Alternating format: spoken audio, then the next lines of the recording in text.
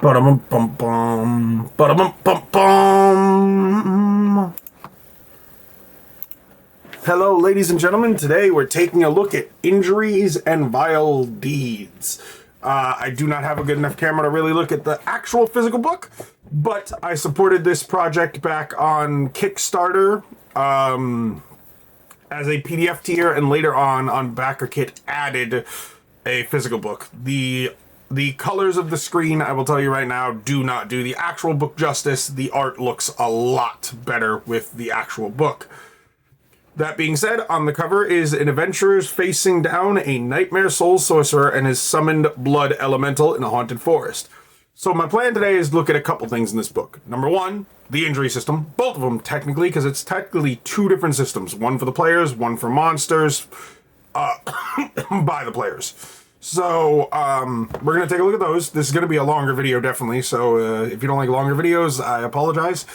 I would like to obviously look at the Nightmare Soul Sorcerer, the Blood Elemental, and a couple of the feats, perhaps. That's what I'm thinking. This book contains a subclass for each of the base classes, so no Artificer, but every other class does get a subclass here.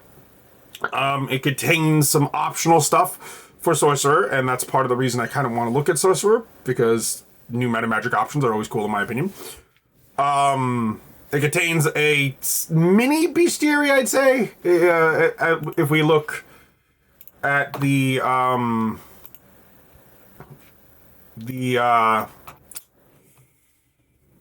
this section right here, it's got just a giant list of monsters that are in the book. So that's kind of cool. And whatnot. It's got some spells that relate to the injury system. But like I said, today I mostly want to focus on the stuff that I've outlined. So without further ado, let's get into this. Here's a list of the playtesting and all that. And I'm one of the playtesters. Here's some special thanks to the higher level backers. Here's the index, which, by the way, the PDF is a clickable index. Love the books that have that. A lot of them don't. Safety tool recommendations. I'm not going to read that because that will make the video longer than it needs to be, but it's obvious this book contains themes of blood and violence and whatnot, so if you use safety tools, bring this kind of stuff up to your players and definitely read this. I have a group that I've been running with for 4 years. We don't need safety tools anymore. We know each other. So, here is the core systems. Time to get reading. This is going to be fun. It's a lot of words. It's a big book. I mean, how many pages is this book anyway? I'm not on the right screen, am I? There we go. It is a total of... Make sure I don't give you the wrong page here. Oh, it's got a section in the back for notes and character sheets built into the book. If you want to, like, if you get the physical version, that is. If you want to, like, copy these in your printer and actually use these for your game, you totally could. It's got a section for spells and whatnot as well. It does recommend some stuff I'm going to recommend at the end of the video as well, but I'm not going to show that on here. It is, including the appendices, it is about 216 pages. So, pretty decent sized book. Not the biggest one in third-party content, definitely, but pretty chunky book. So, all injuries have a severity which is used to determine the difficulty of removing the injury and its interaction with other mechanics. Injury severities are setback, like things like severe bruising, twisted ankle, dangerous, strained leg or internal bruising, handicap, open wound or failing vitals, deadly, failing lungs or bleeding out, lethal, the character dies soon, and death, which is they just die. NPCs and monsters the players face use a subset of these severities of dangerous, handicap, and deadly, and whatnot. So they have the threshold. Oh, he also introduces a new condition of sickened. Pretty cool. I don't know. I don't really do too many new condition. He adds a couple of diseases, which is cool. Here's what we're looking for right here. The core injuries. These injuries are standard and most common injury type. When a PC takes damage that causes injury or tries to inflict an injury or on their enemies, this is usually the type of injury being inflicted. Sustaining injuries is a player character. When a character takes enough damage, they may sustain an injury. After taking damage from an action, such as monsters, multi-attack, spell, or breath weapon, compare the total damage taken from that action against the character's injury thresholds. If the character has more than 0 hit points after taking the damage, and the damage meets or exceeds their setback injury threshold from the table below, they suffer a setback injury. A character can't suffer a core injury of severity higher than setback if they have more than 0 hit points, unless they already have a core injury of setback. See below. Pausing real quick to kind of explain that because it confused my group a little bit when we first started running it. You start at setback no matter what, unless they have more than 0 hit, or less, unless they're at 0. But you start at setback. You don't say like, oh, they meet the dangerous threshold. Okay, they get a dangerous injury. Nope, they have to have severity of setback first, and then it stacks on each other. When a character suffers a core injury of a severity they already have, the severity of the new injury increases by 1 step. Repeating this increase until the injury is of a severity at which they have no core injuries. If the character has 0 hit points after taking the damage, the character suffers an injury of the highest severity injury threshold on the table below. That the damage meets, while a character is at 0 hit points, including when they are reduced to 0 hit points. Their setback injury threshold is reduced by half, rounded down to the nearest multiple of 5. Once you have determined the injury severity, the injury inflicted is determined randomly by rolling on the table for the injury severity. The reason it's a random roll is so your players don't feel like you're targeting them and being an a-hole. It works pretty well. I'll get into a little bit of a downside of it being the table that it is later, but again, love this system. When a character takes damage that is not part of an action, such as from a trap or falling, it only generates an injury if the character is reduced to 0 hit points. Players should record their thresholds on their character sheets. For ease of reference, the custom character sheet provided alongside this book has boxes for this purposes, as well as places to record injuries suffered by the character. Yeah. Unless stated otherwise, an injury effects are permanent until the injury is healed. When an injury's effect ends before being healed, such as after finishing a short rest, the injury is not healed and still fills the slot for the severity of that injury.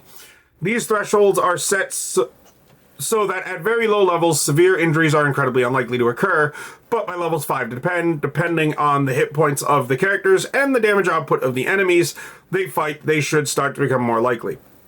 He has a little sidebar here, high severity injuries at lower levels. You should wait until at least one character has at least 50 max hit points, or until no character has fewer than 25, to begin using injuries of handicap severity and higher, as these injuries often deal damage or otherwise increase likelihood of death, which is much more present at low levels already. If neither of these guidelines are met by 6th level, you could start using higher severity regardless of their maximum hit points. If you want to ensure the characters have high enough hit point maximum by level 6, use the average hit point recommendation for each class instead of rolling hit dice at each level. I will get into how I use some of the rules in this after describing the rules, obviously, because I don't run them as written, which I would encourage, by the way, for third-party content. Run it in a way that your group enjoys. There's a lot of third-party content I have modified, this definitely being one of them, and the way I run it, my group enjoys, so we'll get into that later. Capturing PCs non-lethally, it's assumed they're trying to injure them. If they aren't, like if they're trying to leave them unharmed or whatever, then no matter how much damage you deal in an action, no injuries inflicted. Wild Shape and Polymorph, he says it's up to you kind of on whether you want to change the threshold or not based on the new form. Personally, I don't. It's too much tracking in my opinion. The hit point maximum change, they don't change regardless. He doesn't leave that one up. He says if there's a new hit point maximum, something like the Hero's Feast or whatever, don't change it. Here's the threshold he's been talking about. We have the max HP and then what the injury damage needed in one action would be. So if you're lower than 25, setbacks are not too hard to get. A crit could potentially get this.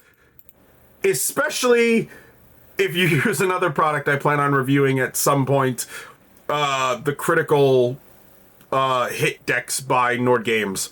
Oh, those are brutal. Those pair nicely with the violence in this, in my opinion. Anyway, so you can see the thresholds here. I'll let you look at it for a minute. Okay. Here's the tables. Now, this is what I was getting at. The tables are kind of small. So you do see a lot of repeats. I have talked to the creator, and he said at some point it might be something he's interested in doing, is expanding on the system, perhaps, if he gets enough interest for it. Which is understandable. I mean, there's no point in expanding on it if you don't have the interest for it. But, I'm not going to go over all of them. I'm just reviewing the system here. I will say that as you get the higher level injuries, it is definitely more brutal.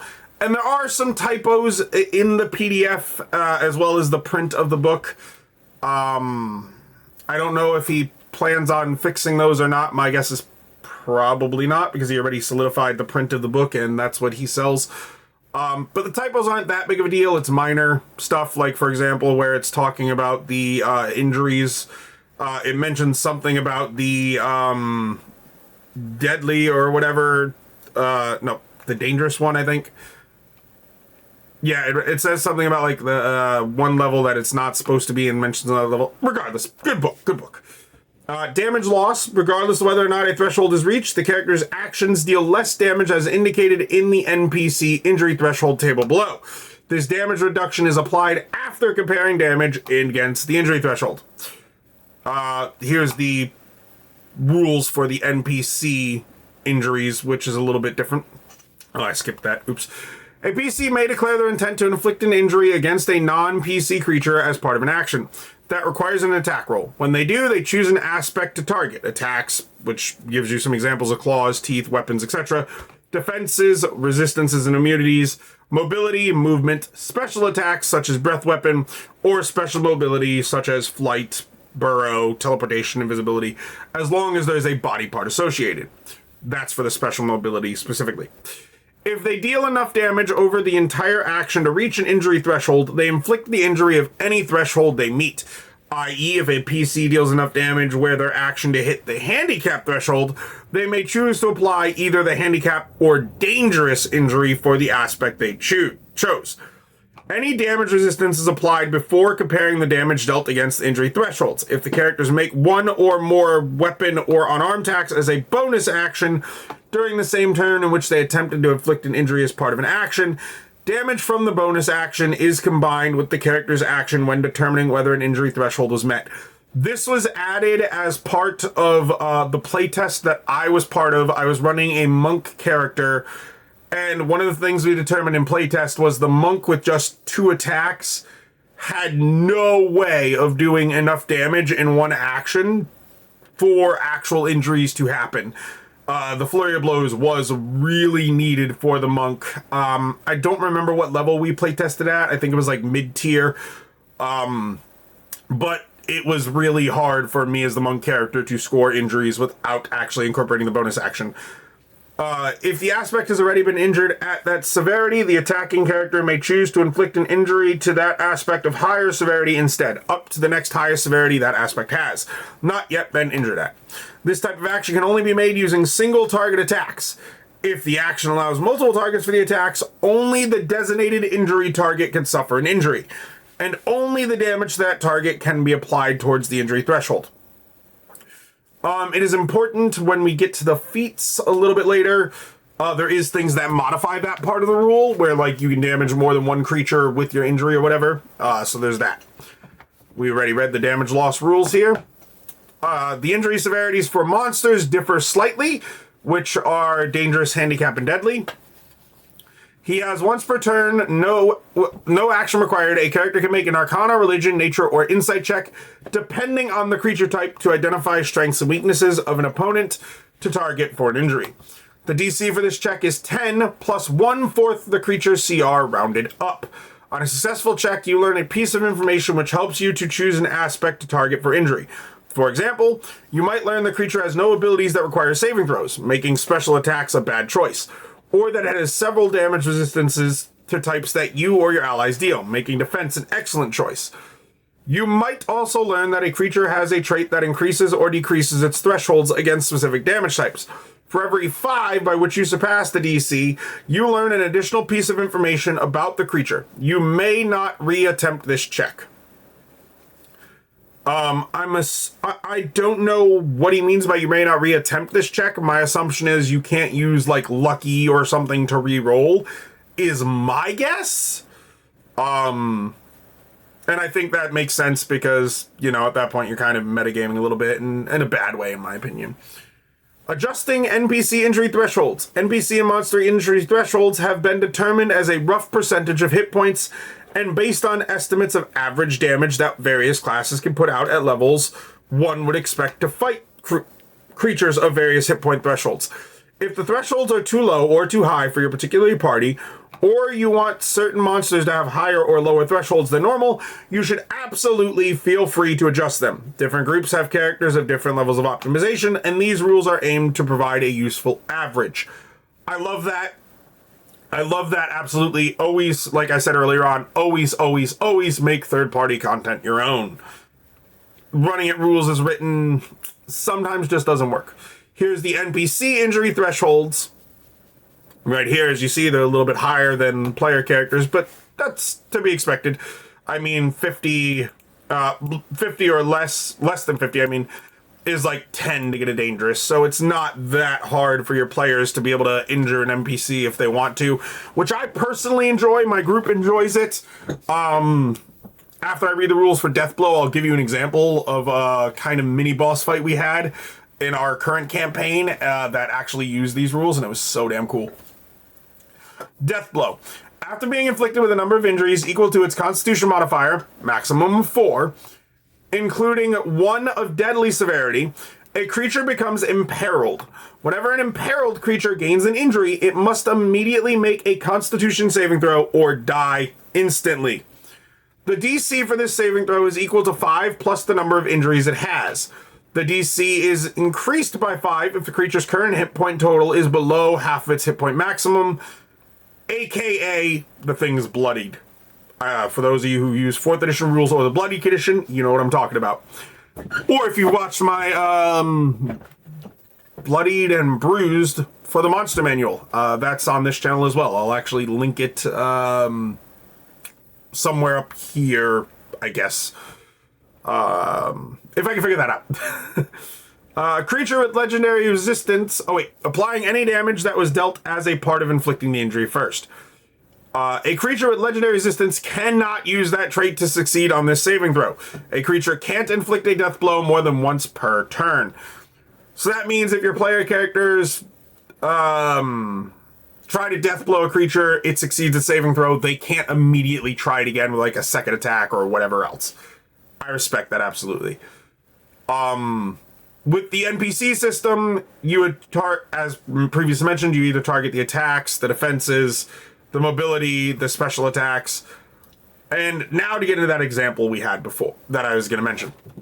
There was a mini fight we had with a Beholder and a couple of zombies from Flea Mortals. The Beholder was from the regular Monster Manual, not Flea Mortals though. Anyway, the player characters were, for the most part, ignoring the zombies and whatnot, and they were focusing on the Beholder. One of my players, a wildfire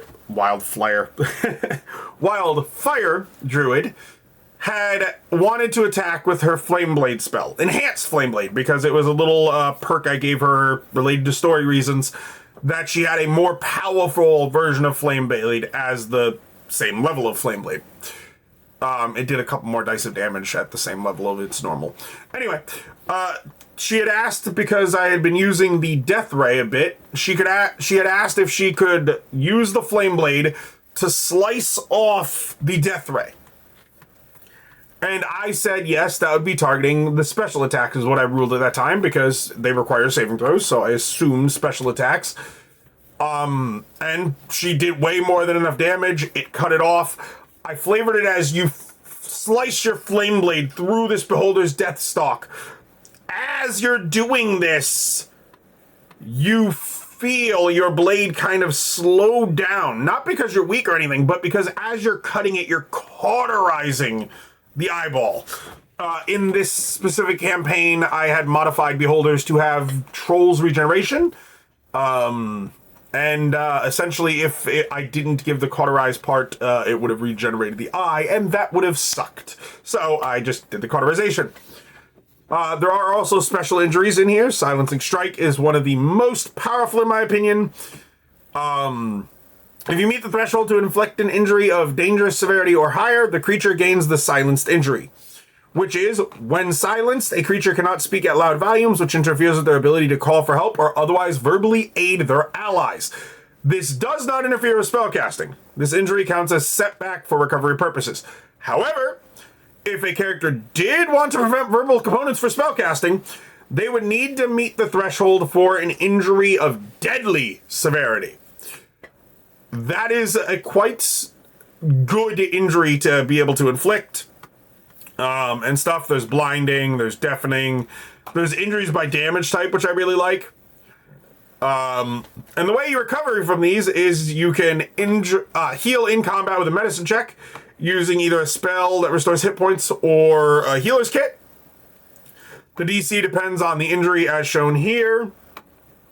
So setback requires a DC 18 to fully heal it and whatnot. A temporary recovery, which is the one here for injuries in combat, is a much lower DC because you're just trying to ignore the effects, essentially.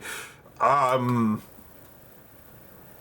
yeah, what happens is you ignore the effects until the start of the healer's next turn to temporary heal it, and on a success of the healing attempt, they suffer the lasting injury and whatnot. Like I said, I'm not going over the whole thing. This video would be too long. Treating the injuries with rest is arguably the best way to handle it, in my opinion. It does give a little bit more credence to storytelling and whatnot. Gives you a little bit more downtime. That's why I use this system, is to encourage some downtime and stuff.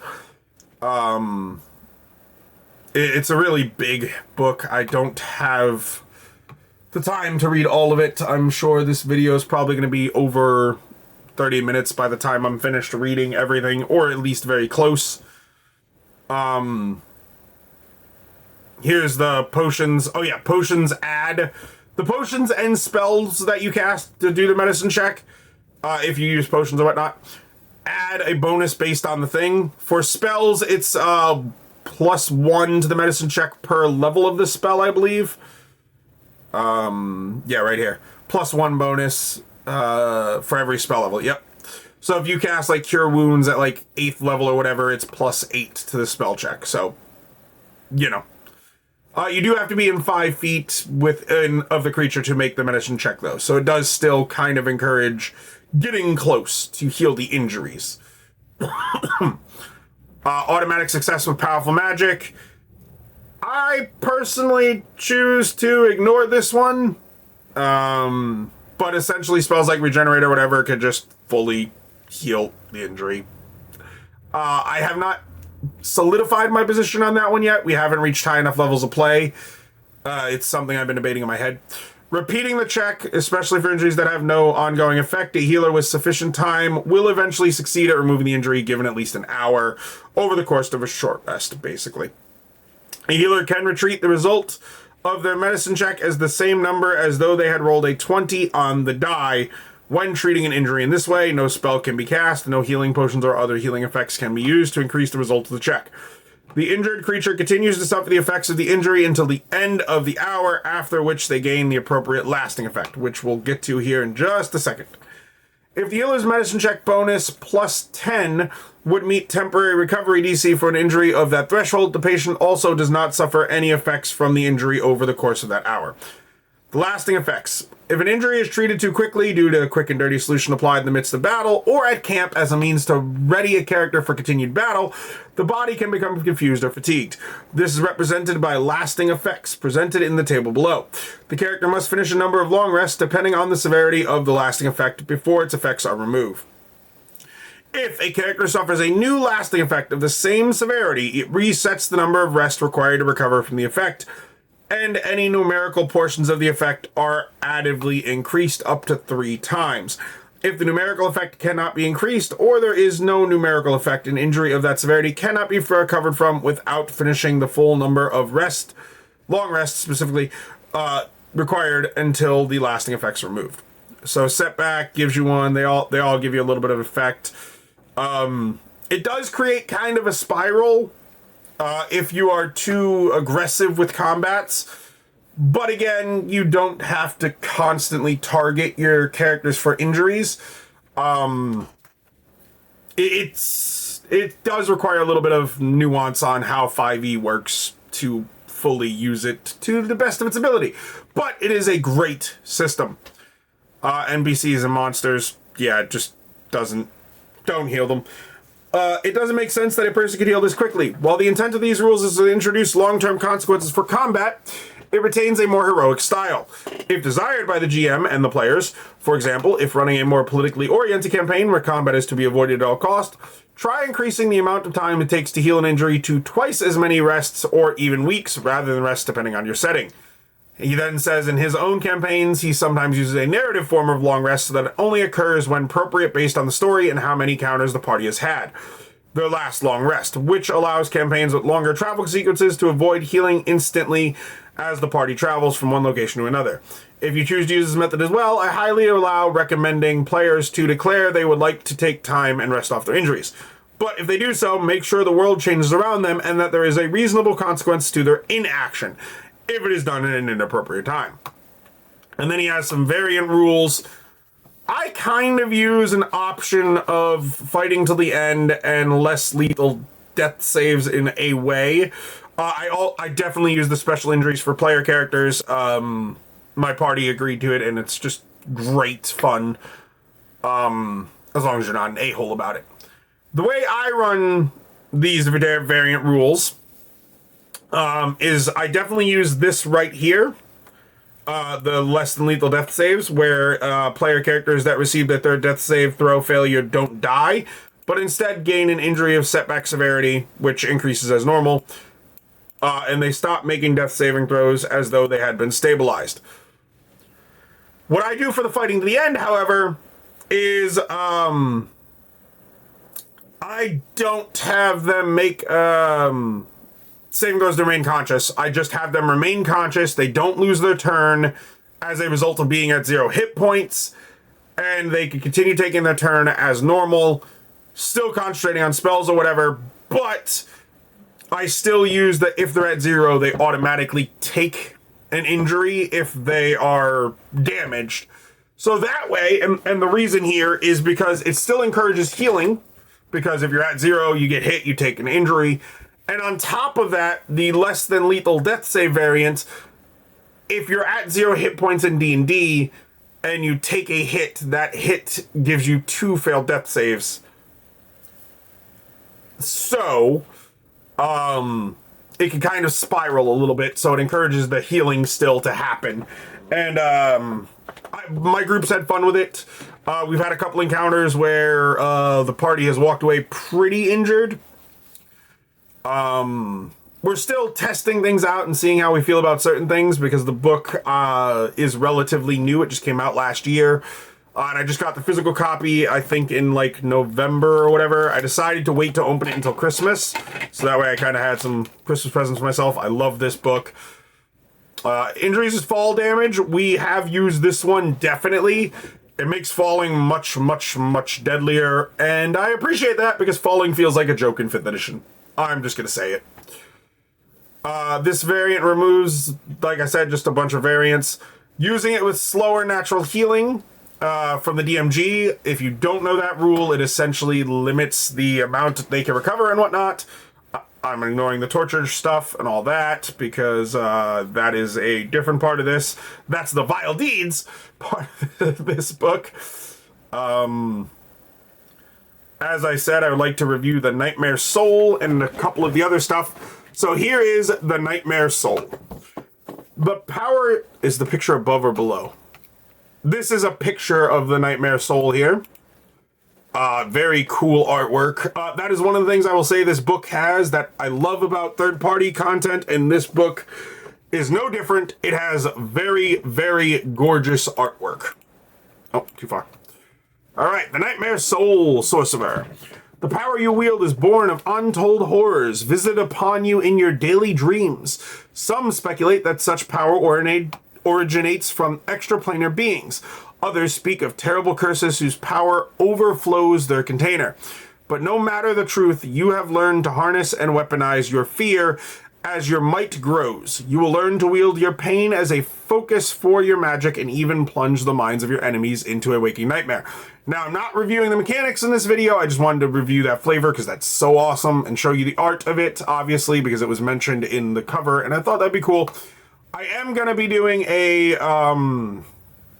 review of actual subclasses and classes and other kind of books. I think I called it a touch of class in my playlist on my channel. I don't know. But there's that. There's a couple meta magic options, which I definitely like. The meta magics here. Cannibal Spell and Concentrated Spell are awesome. I will go over Concentrated Spell real quick. You shrink a damaging spell with an area to a precise volume, singling out an enemy for harm. When you cast a damaging spell with an area, you can spend a number of sorcery points equal to the level of the spell slot consumed to reduce the area to a single target, replacing any saving throw to resist the spell with a spell attack. On a hit, the target is considered to have failed their saving throw, and on a miss, the spell has no effect. The spell deals an additional 1d6 per spell level of the type it would normally deal. The spell attack roll is ranged unless the range of the spell is touch or 5 feet, in which case it's melee. So, if you take Fireball and you cast it as 3rd level spell with this Concentrated Spell meta magic, it will cost you 3 sorcery points and it will do an additional 3d6 damage to that target you're trying to attack. That is just awesome, and I love it. It gets way more brutal with something like Meteor Strike at higher levels. Being able to do like single target 40d6 worth of damage is just nuts. But I mean, I just kind of like the flavor of it and whatnot. The Cannibal Spell lets you regain some hit points. And then we're going to take a look at, let's see, is it this one right here? The Hardened Combatant? Cruel Spellcasting works, but is the Hardened? Yes, okay. So I want to look at the Cruel Spellcasting and the Hardened Combatant feats. You have learned to direct the flow of magical energy better inflict injuries and target it at existing wounds. When you take this feat, you gain the following benefits. The saving throw DC for your spells increases by 1 if the creature making the saving throw is injured. The DC further increases by 1 if the creature has an injury of deadly severity. And you treat damage thresholds as 5 lower, to a minimum of 5, when using a spell to inflict injuries on NPCs and monsters. And your spells ignore 5 points of damage loss if you fail to inflict an injury. There's one about... Well, the Hardened Combatant one, definitely. You have become toughened by repeated injury and hardships in the fires of battle, capable of shrugging off injuries and long-term consequences of battle faster than usual. When you take this feat, you gain the following benefits. Your hit point maximum increases by your level and gain an additional hit point at each new level. You add 10 to your damage thresholds for injuries, and you recover from lasting effects in half the usual time. What's important about this is it's kind of a mini tough feat. Tough gives you 2 hit points per level. This gives you 1. That's important because if you allow these feats at your table, which I do, players can really build a tanky character. Speaking of tanky, I forgot to mention this in the variant options. I don't have my players roll for hit points using this system because I want them to have a little bit of a higher threshold for the injuries. I just allow them to use the max of whatever their character class gives them, and plus their con modifier. Because ultimately, your hit points aren't going to matter if the way you're dying is by injuries. The idea of hit points is it's your stamina more than anything, essentially, for my games. Where is the one? Here it is, I think. Painful Spellcaster. Yeah. No. Wait. Yeah. Okay. Painful Spellcaster. You have learned to focus the damaging energies of your spells on a single target to cause increased harm. When you take this feat, you gain the following benefits. Your intelligence, wisdom, or charisma increases by 1. And whenever you cast a damaging spell that allows a saving throw to reduce or negate the damage, you may choose to attempt to inflict an injury on one of those targets of the spells, applying any damage loss as normal. Additionally, you may forgo any benefits of casting the spell at higher levels to instead choose another target of the spell to injure for every additional spell level you use to cast it. So, back to that Fireball example, if you cast Fireball, you could choose to forgo, like if you have cast it to like 9th level or 8th level or whatever, you could choose to forgo those extra spell level damages and whatnot and do 8d6 worth of damage and target additional creatures. So that's the one that I really like for spellcasting. It's really nice. It's a half feat. Always love the half feats. And then the last thing I want to look at in this specifically is the Blood Elemental. Blood Elemental, here it is. The art for the Blood Elemental just looks so damn cool. I love it. It has like descriptions and tactics for each of these monsters too. But here's the stat block for the Blood Elemental. It is a large elemental, neutral evil, armor class of 14, an average of 126 hit points, or if you roll 12d10 plus 60. It has a 30 feet move speed, but a 70-foot swim speed. That's insane. Here's its thresholds for injuries, which I love that he listed those right in the stat blocks. It's just awesome. Its resistances, its immunities, its condition immunities, all that kind of stuff you'd expect. But here's where it gets interesting. Exsanguinated Touch. Whenever a creature with blood comes into contact with the Blood Elemental on its turn, that creature must make a DC 10 con save or gain a special injury of Exsanguinated. While injured in this way, the creature is considered to have 1 level of exhaustion. Each time the creature would gain this injury again, instead increase the level of injury. Exsanguinated 2, Exsanguinated 3, etc. For every additional level of exsanguination, the creature is considered to have another level of exhaustion. These exhaustion levels are removed when the injury is removed. A creature naturally recovers from all levels of exsanguination at the end of a long rest, and recovers from 1 level at the end of each short rest. A creature can't gain more than 1 level of exsanguination in the same round. That's because this thing has multi-attack, and if it hits you twice, well, 2 levels of exsanguination in 1 round is pretty brutal. Oh, I forgot one thing that we have here. Changes to legendary creatures and creating monsters. So, all creatures with both legendary actions and legendary resistance gain an additional feature, legendary toughness, 3 times a day. Or probably whatever they're at, like if they have legendary resistance 1 and legendary actions, probably like 1 time a day for legendary toughness. When the creature gains an injury, it can choose to ignore the effects of the injury until it finishes a long rest. I love that. Creating monsters. Some new mechanics introduced in this book require modifications to the way you design your monsters. For example, if a creature has the ability to reduce a PC's injury threshold by 20 for a duration, you should treat it as doing 10 more damage each round than it normally does for that duration. This is a very rough estimate, and of course depends on how much damage your foes can deal, i.e. will they be able to make use of that reduction in inflicting injuries, and if so, how many times will that happen in the duration? Because injuries are more severe than simply taking damage in the long run, it's good to err on the side of caution. And he gives you an example and whatnot. You also want some creatures like Ghost Mother, for example, to have certain aspects be easier or harder to injure than normal depending on the flavor of the creature. A winged creature with flagral wings should have a lower threshold for special mobility. These changes, if small, probably won't change the CR of the creature. If you want a creature to take a while to go down, but keep it easier to injure, whether for a lower level party with lower damage outputs, or for a fight in which you like to see lots of monster injuries, you can reduce a monster's threshold by 1 or 2 steps to make it lose fewer of its maximum hit points whenever it becomes injured.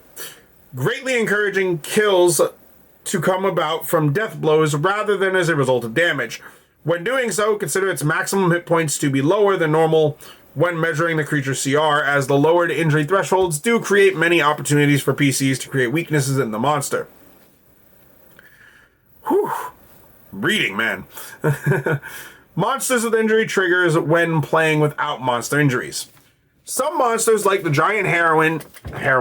Oh my god, it's a good thing I don't monetize my videos or aim these at children.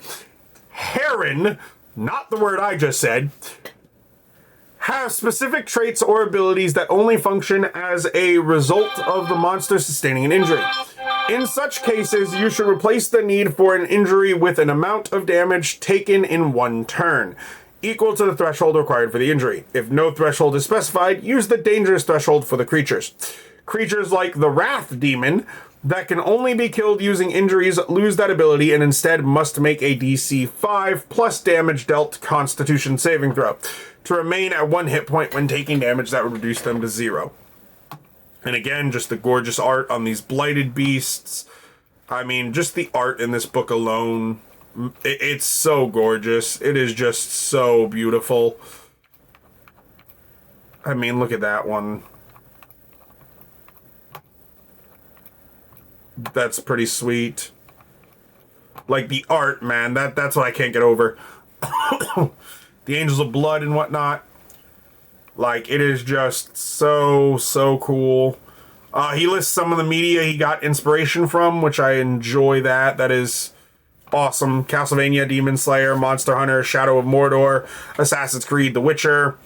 Out of all of those, the only one I've never played or watched or whatever is Monster Hunter. I've played Castlevania. I've watched the animes for Castlevania. I've watched Demon Slayer. Watched played Shadow of Mordor. Also played Shadow of War. Good game. Played some of the Assassin's Creed games, not the newer ones, and watched the Witcher series of Netflix. It's sad that Henry Cavill's out of that. Here's the appendices of monsters by challenge rating in case you actually want to use the challenge rating system.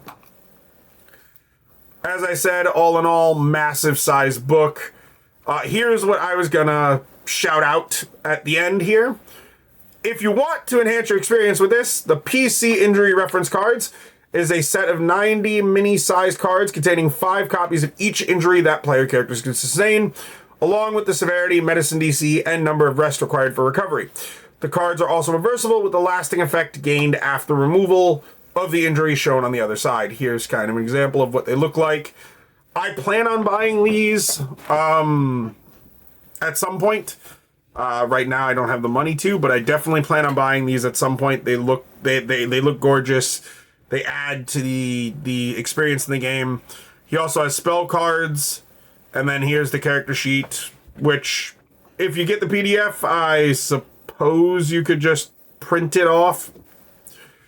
I like the fact the PDF actually includes the character sheets in it.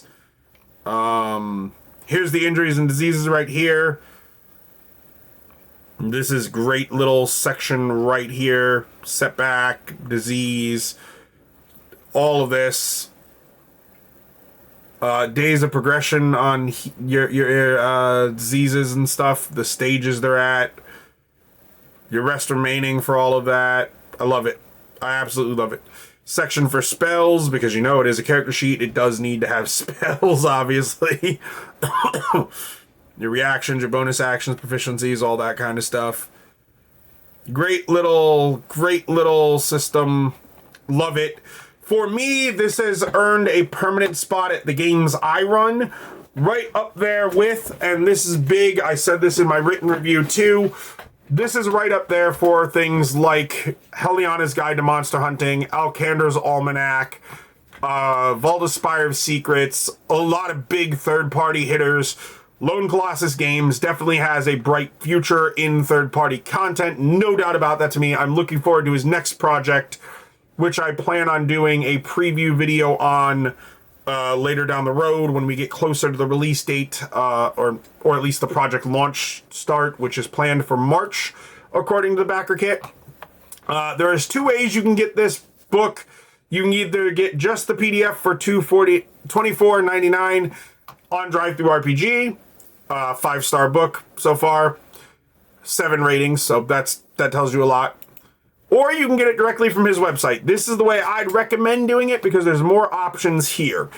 On his website directly, you could buy the physical copy, which comes with a PDF for $60. That's a great value in my opinion.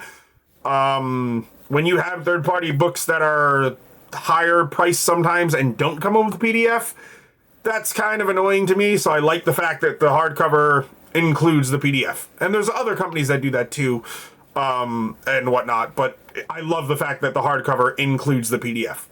You can get just the PDF for $25. You can get the injury reference cards for $15. The injury spell cards for $20. A limited Angel of Blood hard enamel pin for $10. There is a limited amount of these. He has some left over from the Kickstarter project.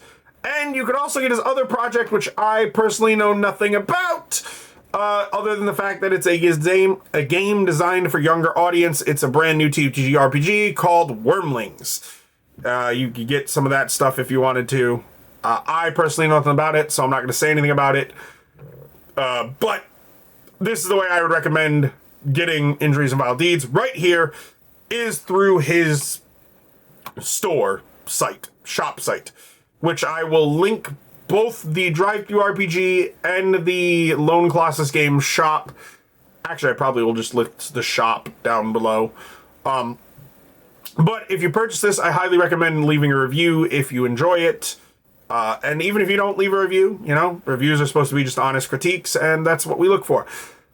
So, that has been Injuries and Vile Deeds. I absolutely adore this book. As I said, has a permanent place at my 5e tables. It makes combat actually feel like combat should, in my opinion. Like hard-hitting and destructive instead of just bags of hit points for bags of hit points, which is one of the biggest problems I have with 5th edition. It's fun. It's intuitive once you start using it. It does take a little bit to get used to, as does any third-party system. As I've said, I've modified it a little bit to make it work for my table, and so far have enjoyed the heck out of it. There's been some pretty memorable moments from this system alone, which I absolutely love. Those memorable moments might not have happened if it wasn't for the injury system. And that's just cool to me. So, again, support Lone Colossus Games and purchase this book if you're interested in it. If not, well, I did a review here. You could buy it or not. I highly recommend buying it. This has been Wizards Forge. Thanks for tuning in. Talk to y'all in the next video. Ba-dum-bum-bum-bum. Ba-dum-bum-bum-bum.